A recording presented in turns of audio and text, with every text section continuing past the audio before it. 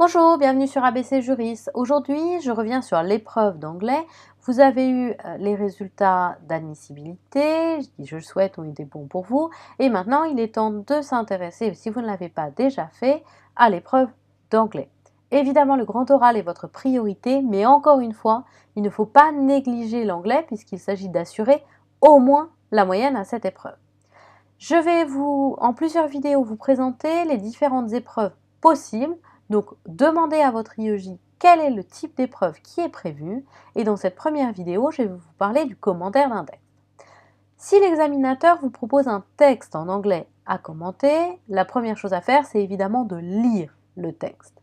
Le lire très attentivement, lisez-le une première fois sans prendre de notes, puis ensuite prenez des notes. La première lecture sert à vous donner une idée de quoi parle le texte et vous oblige à baliser le contenu complet du texte avant de partir dans vos développements. Parfois, on a envie de trop en dire et on oublie le texte lui-même. Donc une première lecture sans notes permet d'éviter cela. Ensuite, donc première chose à faire, ça va être de présenter le texte, de nous dire de quel type de texte il s'agit, qui l'a écrit, si c'est un article de presse, dans quel journal il est paru, si c'est un journal américain, un journal anglais, éventuellement l'orientation du journal si c'est pertinent, de nous dire à quelle date il a été publié, est-ce que c'est de l'actualité récente, très récente, ou est-ce que ce texte fait un écho, plus ancien mais fait une écho à une actualité récente. Également, il faut nous résumer le texte. Alors, ça doit être presque la moitié de vos développements à l'oral. Il faut nous expliquer quel est le contenu du texte, quelles sont les positions développées par l'auteur. Alors là, en tant que tel, il n'y a pas besoin de faire un plan très précis, mais il faut reprendre point par point ce qui est dit dans le texte, les grandes idées. Alors, selon votre niveau d'anglais, vous pouvez soit directement, quand vous lisez, prendre quelques mots-clés pour reformuler les idées à l'oral. Si votre niveau d'anglais n'est pas très bon, écrivez au brouillon quelques phrases en utilisant le texte, en utilisant le vocabulaire du texte et les formulations contenues dans le texte, de façon à pouvoir vous approprier certaines phrases. Il ne faut pas citer à tour de bras le texte. Vous pouvez le faire une ou deux fois si c'est pertinent, mais il ne s'agit pas de lire le texte, mais bien de le résumer.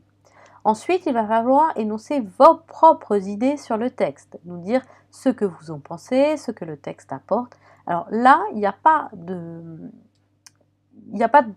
sujet type ou il n'y a pas de truc type à suivre. En revanche, il est impératif de structurer vos développements. Faites un plan. Si vous avez 3 ou 4 idées, c'est 3 ou 4 points.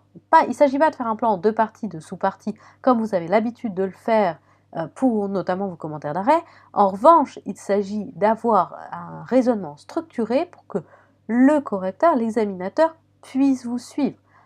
Parmi ces points, donc je vous incite à critiquer le texte, à l'analyser, à le remettre dans son contexte, à dire autre chose que le contenu du texte.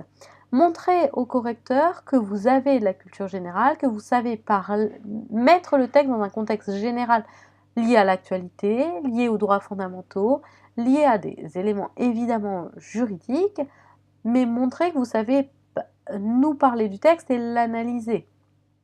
Il faut pour cela donc, retenir plusieurs points. Attention, il ne s'agit pas de faire une discussion type café du commerce. Quand je vous dis de l'analyser et de le critiquer, c'est de dire par exemple s'il y a un parti pris, de le remettre dans le contexte global. Par exemple, si vous avez un texte sur le Brexit, vous allez avoir des textes qui sont plutôt pro-anglais, qui vont critiquer la position de l'Union européenne et l'absence de contrat d'accord avec l'Union européenne.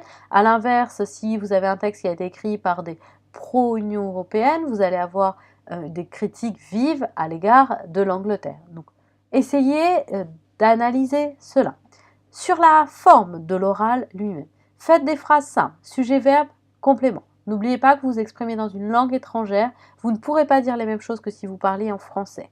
Si vous n'arrivez pas à dire quelque chose, essayez de reformuler ou de dire approximativement ce que vous vouliez dire. Ne monopolisez pas la parole également. Vous pouvez avoir tendance, beaucoup de choses à dire et avoir envie de trop en dire. Laissez quand même votre interlocuteur vous poser des questions ou intervenir si vous sentez qu'il le souhaite. Bon, à l'inverse, il ne faut pas laisser des blancs trop importants. Et également, ne parlez pas trop vite. Le stress a tendance à nous faire parler, peut avoir tendance pour certains d'entre nous à nous faire parler vite. Si on est stressé et qu'on parle trop vite, on perd du temps finalement on devra parler encore plus.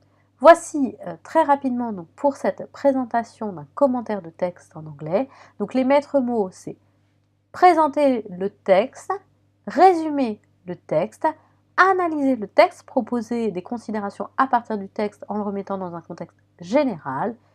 Et vous pouvez, par une phrase de conclusion, ouvrir sur d'autres perspectives ou des sujets que vous voulez traiter. Plus vous amenez le correcteur sur votre terrain, plus vous l'amenez à parler de ce dont vous connaissez, plus ce sera facile pour vous.